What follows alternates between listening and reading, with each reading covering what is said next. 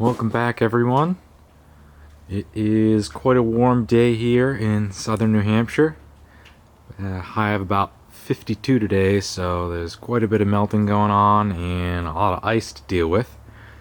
However, the plan for today is we'll be back in the shop, and I'm going to keep working on the Bobcat.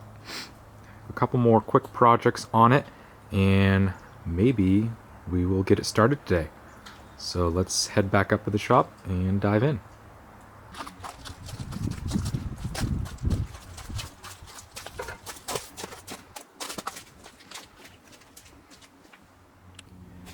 Now, if you remember from last time, I went ahead and replaced the entire fuel line, starting from the back of the tank there, running all the way through back up to the carb. If you haven't checked out that video, be sure to give it a watch. I'll bring a link up on the top corner. And today I'm going to kind of finish up that job, basically tie up the fuel line a little bit and reconnect the coolant line to put coolant back in the system. Then after that, we're going to assess the hydraulic system a little bit just to make sure we have fluid, and then we'll try to give it a start.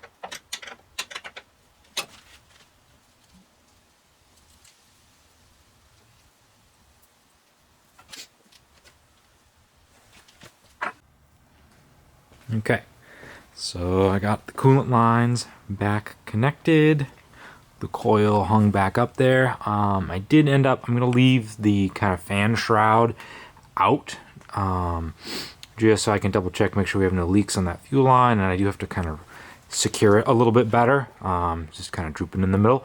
But I'm going to go ahead and put some coolant back in it, and hope we have no leaks, make sure that's full. Then we'll assess the hydraulics.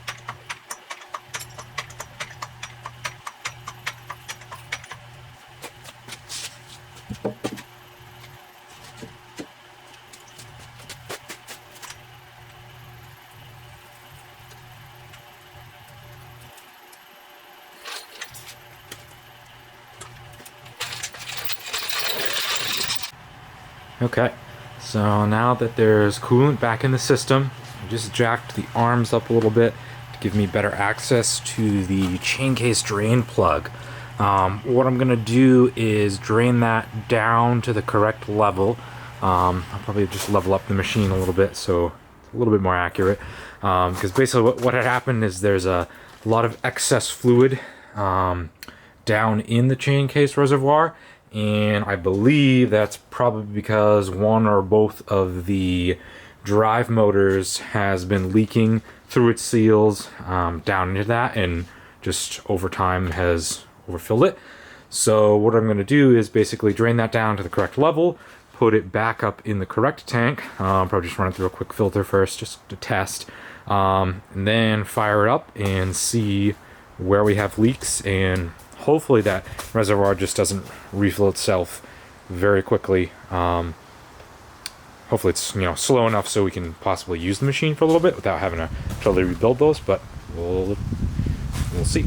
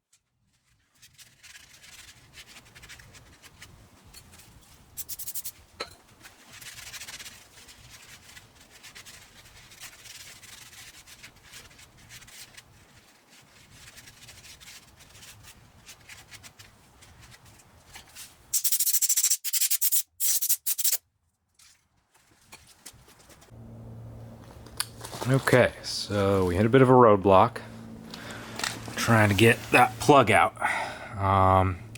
It appears that it's just going to be a pipe thread seal. There's no face or gasket or anything there, but whoever put it in last, it is pretty stuck. And unfortunately, I do not have the correct size Allen head to go in there and hopefully, put it on an impact gun. So what I've been trying is found a couple bolts here that's the correct size. It's like 9/16 head, and that fits in there perfectly to then get a pipe wrench on it to try to take it off. However, I still am not able to budge that. At this point, I don't want to put a ton of pressure on it and snap something off in there or make my job hard for myself. The first bolt I actually tried just started spinning on me, upgraded, and this one's actually next grade up that also started to turn. So what I'm going to do is just put a pause on things and go get the correct tool so I can put it on impact and then resume. So that's where we're at now. We actually took that front tire off to give us some more clearance to get in there, but still didn't help. So yeah, fortunately that's about all I was able to get done on it, and we'll get the correct tools and come back. Alright, it's the next day. We stopped at good old Harbor Freight last night and picked up the correct tool that we need, the correct hex socket to get the drain plug out here. So we're gonna get back at it this morning. Gonna go fire up the air compressor, pull out the impact wrench, and see if we can take that off.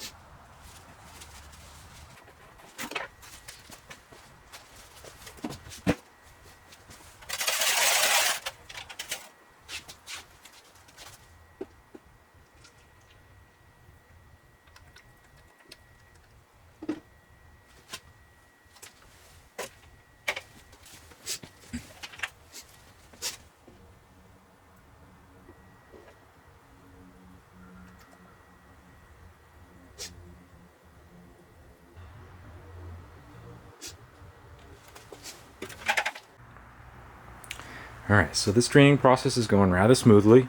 I'm taking it step by step as I have limited buckets and pans to hold the oil. The plan here is to basically kind of double screen this oil, try to get anything that's out of it, and just put it back in the reservoir tank for our first test run. Once everything's kind of working and I know for sure it's not leaking everywhere, I am going to go ahead and just put all new oil in it. Kind of probably do fluids on the whole thing before I actually run it for a long time. However, this oil looks to be good enough to just run through a test. What I'm going to do before I do fill that reservoir tank is to just throw a ratchet strap around the gas tank and the hydraulic tank. Now I know there is, I took off the metal kind of shield that's basically sandwiching those tanks, but if anybody knows, throw a comment down below. Was there originally some sort of rubber footing or strap or something that held those tanks other than just the metal shield? When I got the unit, there was actually a blanket wrapped around them. However, the issue with that is you couldn't get to the fill cap or the level valves on the other side of the hydraulic tank. So I was just hoping to kind of find out a little bit more information as far as what was actually on there initially to hold those correctly. Maybe I can get my hands on something or make something custom when I'm ready to button the machine back up. So yeah, if you know anything there, let me know. That'd be great.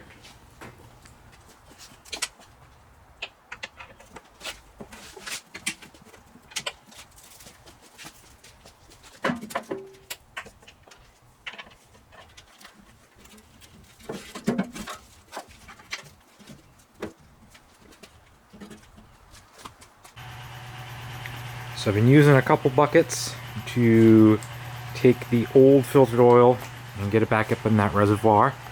And the reservoir is full.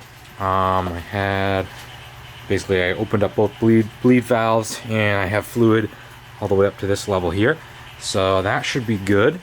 The tanks are strapped down and there's not really too much else happening underneath it. Just be keeping an eye on it to make sure that there's no leaks popping up. There is a little bit of oil dripping out. I just threw a container under there. Basically from the back of the chain case right down from the top of it, which is kind of the center of the engine and the hydraulic motor.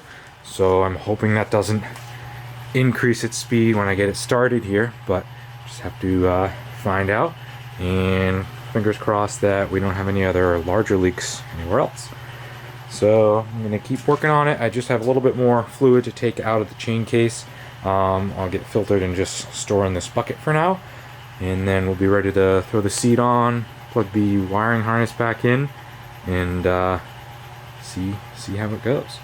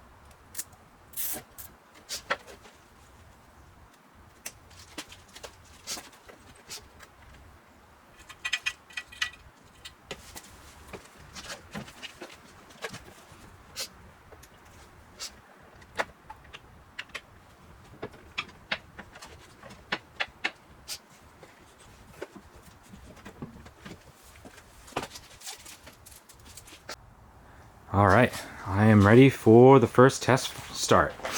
I temporarily just set the dashboard kind of up front here out of the way so I can still sit in there. Tanks are all tied down, connections are made. We get gas in the tank, no gas leaks, oil in the engine. No additional leaks on the hydraulic side of things yet. However, that bit is dripping decently kind of from the back of the chain case there, so we'll see when we start it up, kind of see what happens. I'm gonna go grab the tractor down back so I can pull it out, and we'll just start it right out in front of the shop just in case, and then we'll see what happens.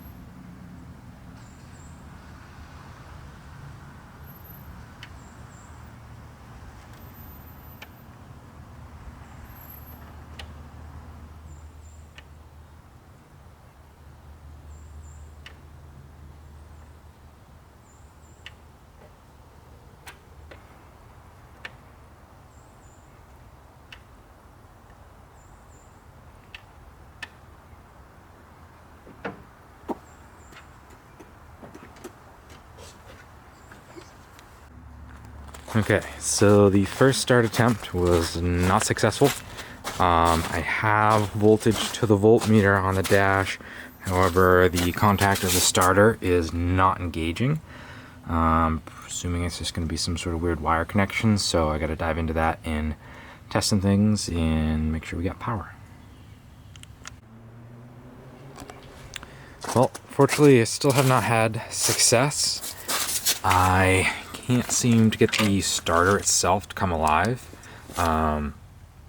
The contactor on top is just not giving me any bit of life when I try to jump it, so I'm gonna have to pull that apart. One of the contacts feels pretty loose, so I'm hoping that didn't come apart internally there. But I'm gonna go ahead and just pull the starter and make sure that's functioning and get that working on the bench. pulled the starter out, but unfortunately one of the terminals on the contactor is loose. That guy, I'm gonna focus here. This guy on the top here basically just spins, so it's lost connection on the inside, and the starter's not kicking over. So probably is going to be about it for this video. I'm going to take a deeper look at the starter and get that kind of put back together and make sure it's functioning, and then we'll throw it back in and try another test start. For now, I'm just gonna push the Bobcat back into the shop and have to call it a day. Thank you for watching, and hope to see you next time.